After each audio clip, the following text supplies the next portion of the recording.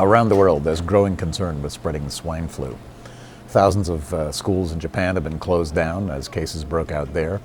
In the United States, an assistant school principal has died, and a number of schools have been closed down. And in Geneva, the flu is at the top of the World Health Organization's agenda. In the 3 weeks I've been covering this, people have gone from, oh my God, we're all going to die, to, oh, this is ridiculous. You know, it's all it's all media hype and there's nothing to pay attention to.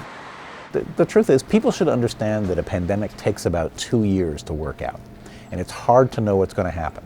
Anybody who tells you that this is unimportant or that this is the end of the world, you know, you ought to answer, look, if you're so smart, why aren't you Warren Buffett?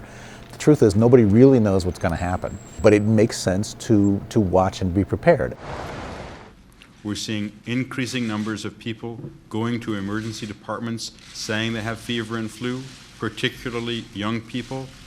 In the 5 to 17 age group. Seasonal flu tends to be the last push through the pearly gates for a lot of people who are on their last legs in beds in nursing homes. This flu is very different. There seems to be some protection for older people.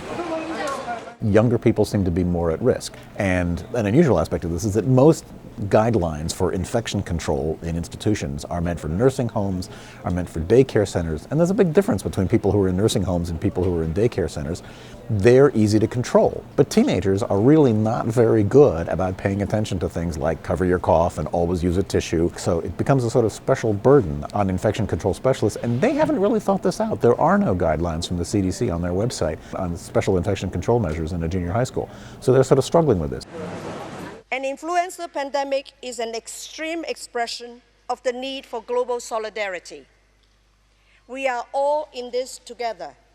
The World Health Organization's pandemic flu level alert has generated a lot of controversy. It goes on a scale from 0 to 6, and we're at 5.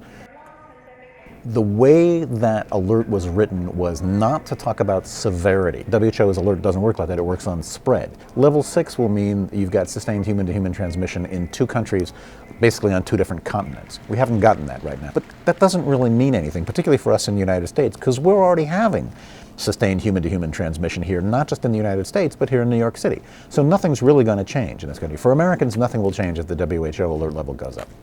I think the important thing for most people to understand here is that our experience so far has been when kids and most adults get the flu, this strain of flu, the symptoms have been mild and people recover from it within a few days.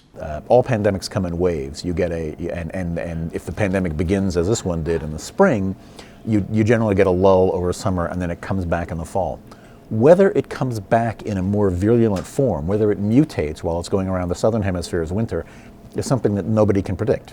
So is a vaccine going to play in? Yeah, the world is beginning to already to make vaccines against this. Now, you're taking a gamble when you do that by the time the vaccine is ready, in 4 to 6 months, the flu that's circulating will still be enough like it so that the vaccine will be protective. You can actually squelch out the epidemic, and that may be what happens. I mean, that's really the best hope.